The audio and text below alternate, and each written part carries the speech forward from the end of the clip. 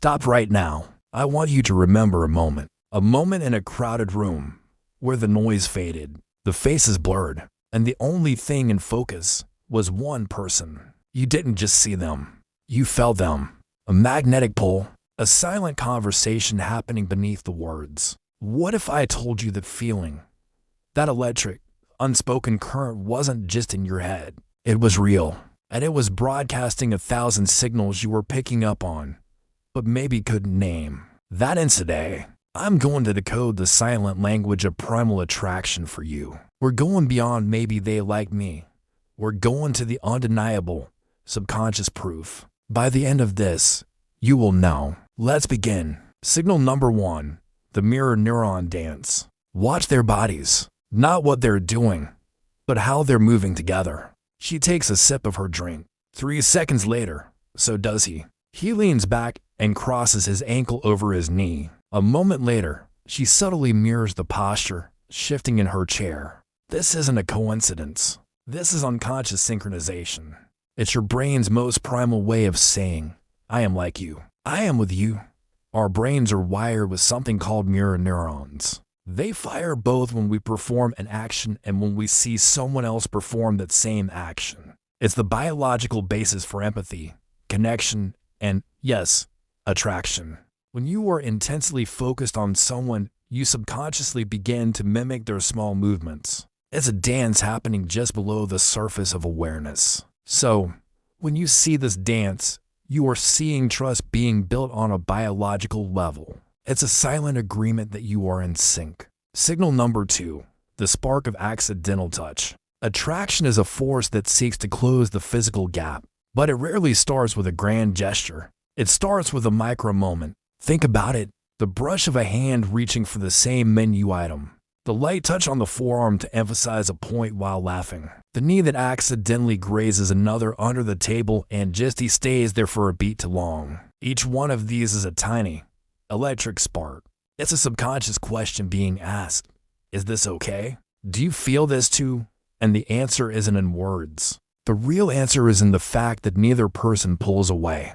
They linger. The circuit is complete. These small, seemingly insignificant touches or tests, they're ways of gauging comfort and reciprocity without the risk of verbal rejection. When the touch is accepted and maybe even returned, the message is loud and clear. The physical barrier is coming down. Signal number 3, the pupil giveaway. This one is my favorite because it's almost impossible to control. Look into their eyes. Really look. In normal, consistent lighting, if their pupils dilate, get bigger when they look at you, the game is over. They've lost control. Pupil dilation is an autonomic response. It's handled by the same part of your nervous system that controls your heartbeat and breathing. It happens when the brain finds something stimulating, fascinating, attractive. Their body is literally trying to take in more of you, to absorb every detail. And notice the glances. It's not just a steady stare. It's the quick look away when you catch them looking, maybe with a small, embarrassed smile, only for their eyes to find their way back to you seconds later. Their eyes are betraying a fascination their mouth won't yet say. It's a push and pull, a dance of wanting to look but not wanting to be caught looking. Signal number 4, the time warp bubble. This is one of the most powerful and telling signs of all. You start talking and the outside world vanishes. An hour feels like 5 minutes. The noise of the restaurant, the people walking by, the waiter trying to get your attention, it all fades into a muffled blur. Why does this happen? Because your interaction has become its own rewarding universe. The conversation is so engaging, so stimulating, that your brains are flooded with feel-good neurochemicals like dopamine. You are no longer consuming time.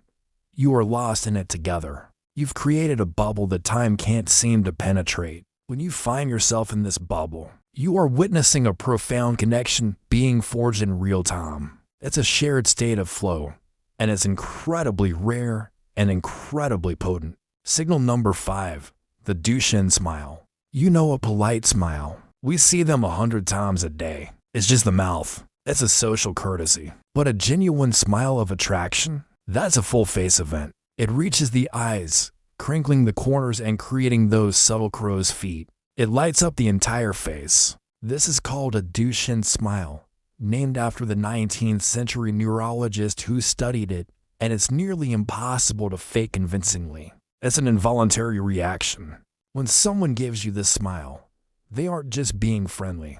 They are sharing pure, unadulterated joy. Their face is telling you, on a neurological level, that their brain is genuinely happy that you're here, that you're in their presence. It's a flash of pure, positive emotion aimed directly at you. Signal number 6, the disappearing shields. From the moment we're children, we learn to protect ourselves, and that translates into our body language. We all use barriers, crossed arms, a purse held tightly on the lap, a drink clutched to the chest like armor. These are subconscious shields that say, keep your distance. But watch what happens as attraction builds. These shields fall. The body, which might have started angled away, turns fully square and open toward the other person. The arms unfold and relax at their sides. The posture becomes more open, exposing the torso, the most vulnerable part of the human body. This is a nonverbal white flag. It's a surrendering of defenses. It says,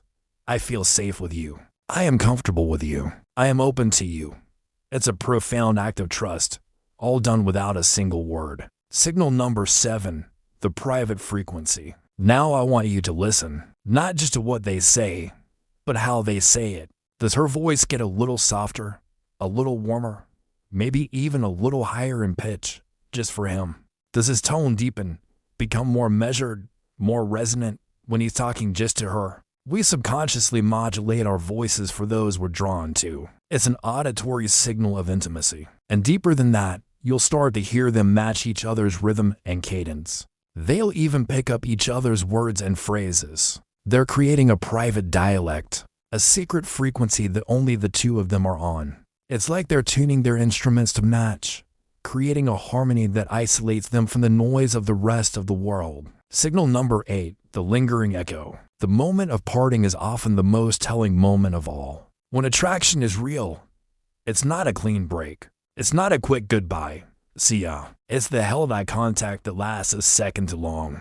It's the second, softer goodbye after the first one has already been said. It's that final look over the shoulder as they walk away. And even after they've physically separated, you can see the echo of the interaction.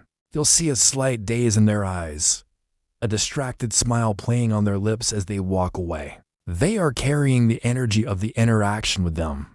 The connection hasn't ended just because they're apart.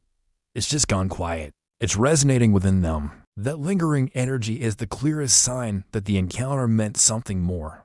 And finally, signal number 9, the duo in the crowd. This is easiest to spot in a group setting. Look for them. Even in a room of 20 people, they will operate as a team of 2. They are the ones who, in the middle of a big group laugh, will instantly seek out the other's eyes to share the moment. They'll have silent, micro-conversations with just a look from across the room, a raised eyebrow, a small smile. It's a private channel. They create a bubble of 2, even when they're surrounded. To everyone else, they're just socializing with the group.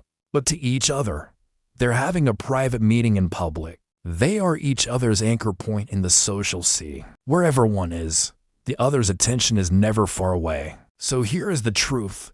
The strongest attraction doesn't scream. It whispers. It whispers in the sense breath, in the mirror gesture, in the quiet that is charged, not awkward. The next time you feel that pull, that silent current in a room, don't question it. Don't dismiss it as your imagination. Listen to it. It is speaking a language older than words, a language your body already understands. Your only job is to learn to translate it and have the courage to step into its current. Thanks for watching. If you found this useful, you know what to do. See you in the next one.